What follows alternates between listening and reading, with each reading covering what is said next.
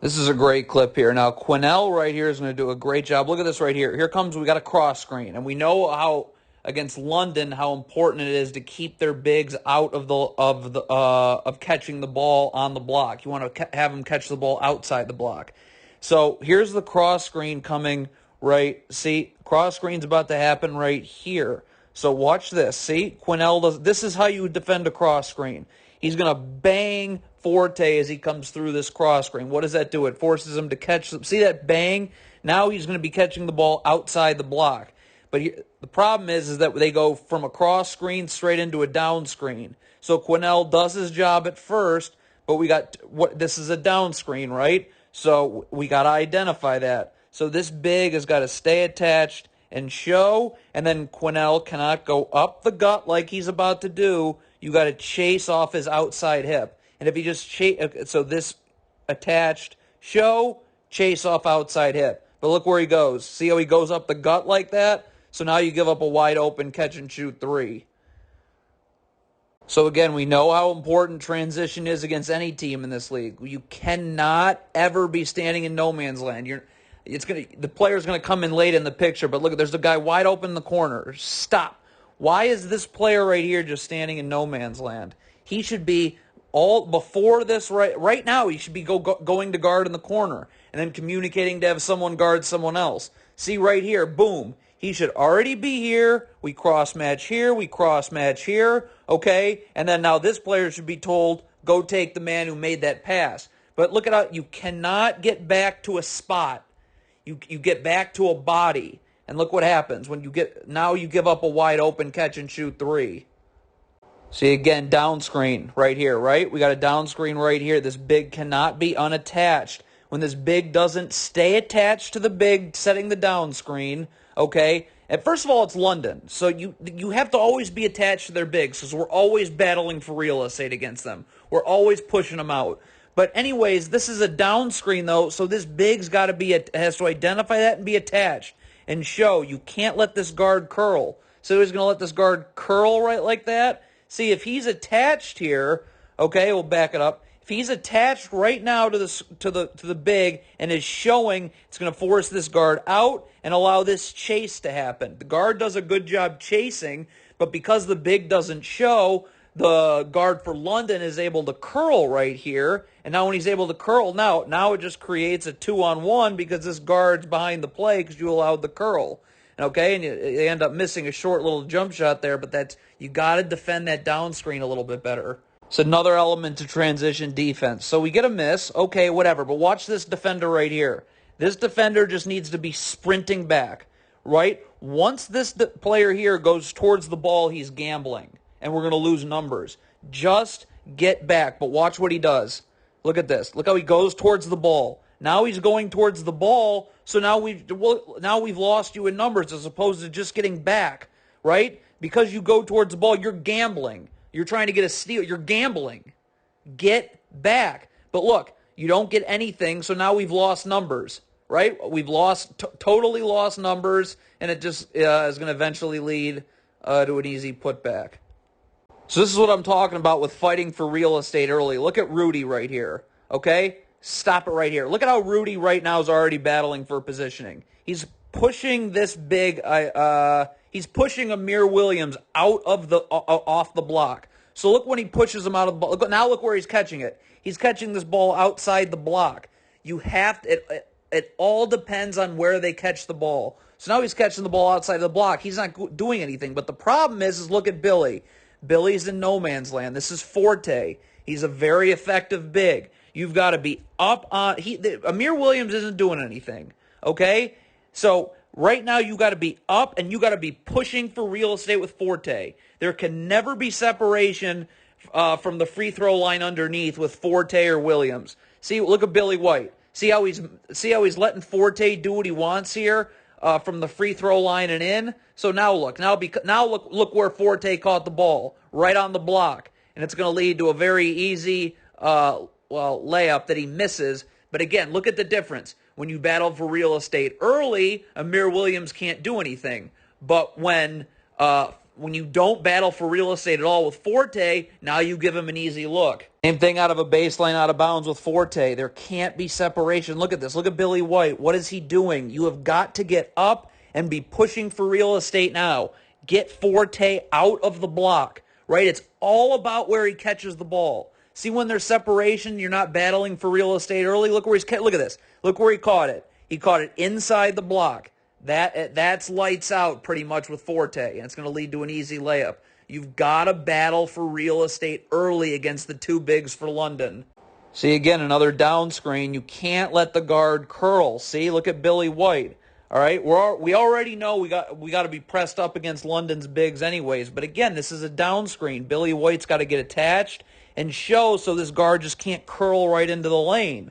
Okay? Look what happens here. The big doesn't stay, Billy White doesn't stay attached and show, so what's this guard able to do? He's able to get right into the lane, and now Billy White has to come over and help. Okay, and now right here, this player here is wide open. Now this guard makes the wrong pass. He throws it this way, but if he throws it here, that's a wide open catch and shoot three. So again, it's just defending the down screen where the guard does a great job chasing, but the only way that chase is effective is if the big is staying attached and showing so that the curl can't happen. It pushes the player out, and so now that chase becomes effective.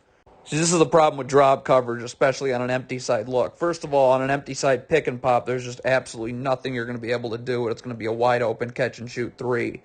But this is why hedging's better than that. See, look at this. Look at now if you hedge. Okay, so Tanner's up, and he's pushing this guard out this way. First of all, as soon as he hesitates or picks up his dribble, Tanner can start to recover, and Jakai, who'd be in backside help, can start to retreat back.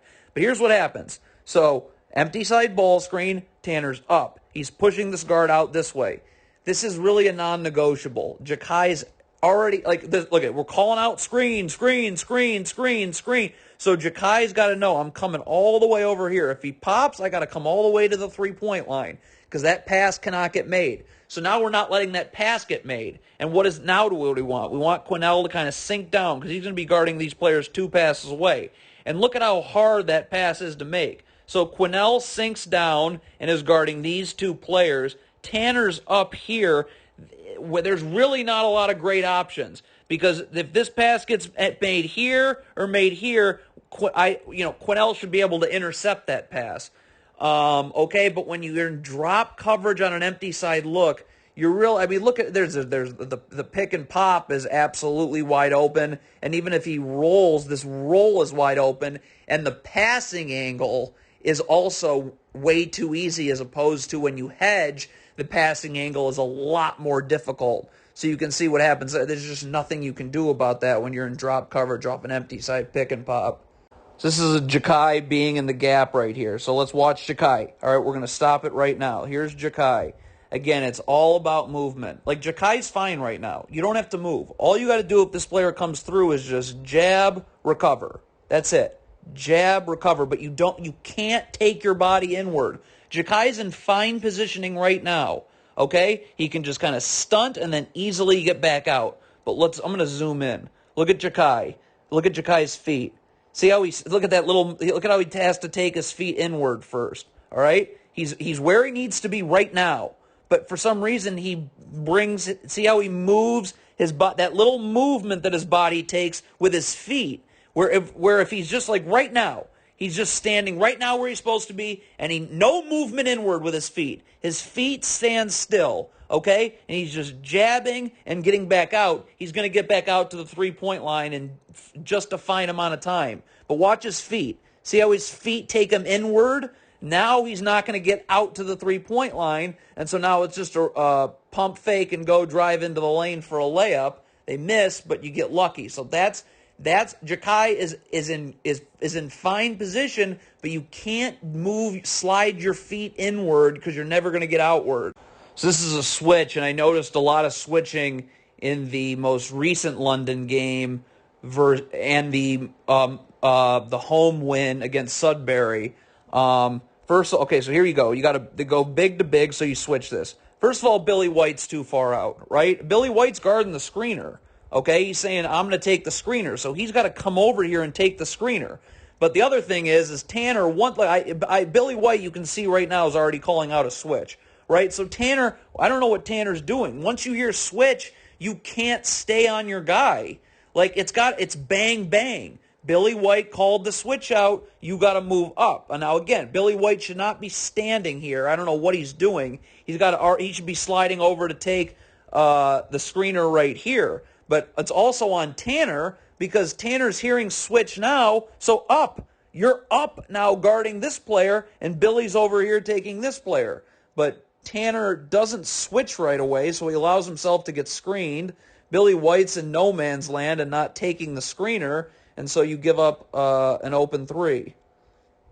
All right, so heavy switching. All right, you switch this, fine.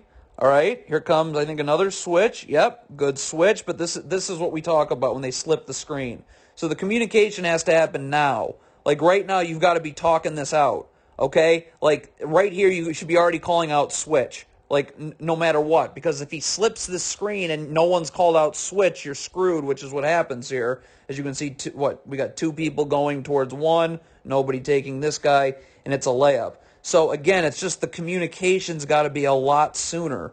So right here, all right, this player's called, like right now, this should be a switch.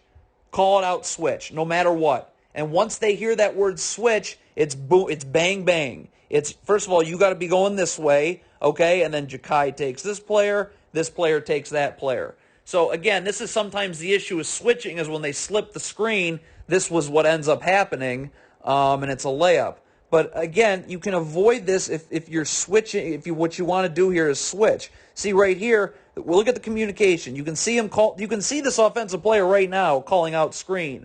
So right here, this player should be calling out switch, switch, switch. And once you hear switch, there can be no internal debating in your head. You've got to do it, right? So right now, Jakai takes this player, and this player goes to that player. So now if he slips this screen, Jakai is right there with him, and this player's right with the guard, okay? But when you don't communicate the switch, or you're late communicating the switch, this kind of thing happens where we got two going to one, nobody taking the man that slips, and it's two. So this is against Sudbury, again against Sudbury and against London when they didn't have Forte and Amir Williams.